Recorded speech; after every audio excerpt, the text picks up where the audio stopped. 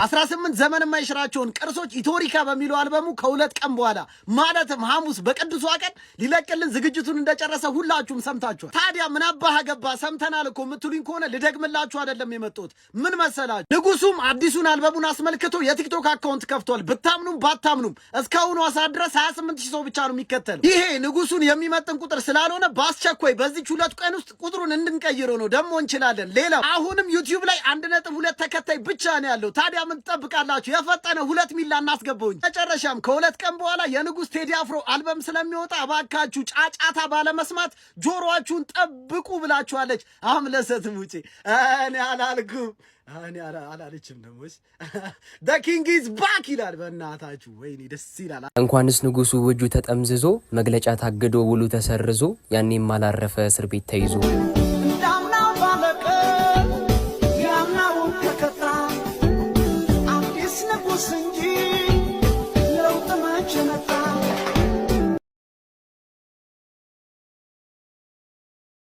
ምንድነው? ቴዲ አፍሮ አልበም ለቃለው አለ እንጂ ሚሳኤል ተኩሳለው አላለም አይደል እንዴ? እንዳለ ከቱባ ባለስልጣን አንስቶ እስከ ተርታ ጀማሪ ፖለቲከኛ ድረስ አንድ አይነት ቃል የሆነ አቅጣጫ ተሰጥቷቸው ነው የሚመስለው። አንድ አይነት ቃል ተጠቅሞ ለማጥቃት ዘለፋ የሆነ በቀኔ ምንድነው? እናንተ ስራ አለባችሁ። ምርጫ ደርሶባችኋል እኮ ጋይስ። ምርጫ አትከራከሩ፣ አታሳምኑ። መስሎን ይሄን ልንሰራ ነው ይሄንን ሰርተናል ምናምን አይሻልም?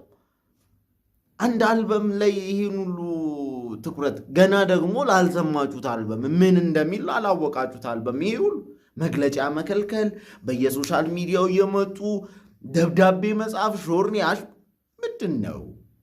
ቴዲ አፍሮ ሙዚቃ ነው የሚለቀው፣ ህዝብ ይወደዋል። እንደውም ይህን አጋጣሚ ተጠቅማችሁ ወዳጁና የተናፋቂው ኢትዮጵያዊው አንጋፋ አርቲስት ቴዲ አፍሮ አልበሙን ሊለቅ ነው፣ ደስ ብሎናል፣ እንኳን ደስ ያለ፣ መልካም እድል፣ ከጎንነን ምናምን ብላችሁ በዚያውም ህዝብ ልብ የምትገቡበት እድል እኮ ታገኙ ነበር። በዚሁ አራዳ ብትሆኑ እንዲህ ጭራሽ የበለጠ ትኩረት እንድናደርግ አልበሙን በጉጉት እንድንጠብቅ እያደረጋችሁ ነው። እናንተ ደግሞ የበለጠ አረ በስመ አብ። በደብተራዎች የዘመን ቀመር ከ8 ዓመት በኋላ በ2018 ዓመተ ምህረት በ8ኛው ወርህ በ8ኛው ቀን በዕለተ ሐሙስ ከቀኑ 8 ሰዓት ቀመር ነው ይሄ ነገር ግን 8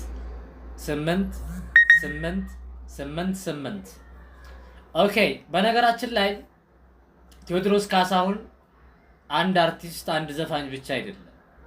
በአማርኛ ቋንቋ እድገት ብልጽግና ላይ ተጽዕኖን ካሳረፈ አንድ ግንባር ቀደም አርቲስት ነው። ቴዎድሮስ ካሳሁን መቃወም ማለት አማርኛን ቋንቋ እድገቱን ብልጽግናውን ማኮሰስና ማቀንጨር ነው። ቴዎድሮስ ካሳሁን ዙፋን ላይ ሳይሆን የነገሰው በሚሊዮኖች ልብ ላይ ያለ ዙፋን የነገሰ የሰለጠነ ሰው ነው። ለማንኛውም ግጥሙን፣ ቅኔውን፣ ረቂቁን፣ ሰምና ወርቁን ህብረ ዜማና ቅኔውን እስከምሰማ በጣም ቸኩያለሁ። ሐሙስ እንግዲህ ቴዲ አፍሮ አልበም ማውጣቱን ተከትሎ በርካታ ውዝግቦች እየተነሱ ነው ያሉት ማለት ነው። ከመንግስት ባለስልጣናት ጨምሮ የተለያዩ አካላት ተቃውሞ እያደረሱበት ነው። ነገር ግን በርካታ አርቲስቶች ደግሞ እንኳን ደህና መጣ የሚሉ አስተያየቶች እየሰጡበት ነው የሚገኙት ማለት ነው። እንግዲህ ቴዲ አፍሮ ትልቅ ዝናና ትልቅ ስብዕና ያለው ሰው ነው። እንግዲህ በዚህ ልክ እሱ ላይ ተቃውሞ ማስነሳታቸው የሚጠበቅ ነገር ነው። ግን በርካቶች በጉጉት እየጠበቁት ነው። ነገ ሐሙስ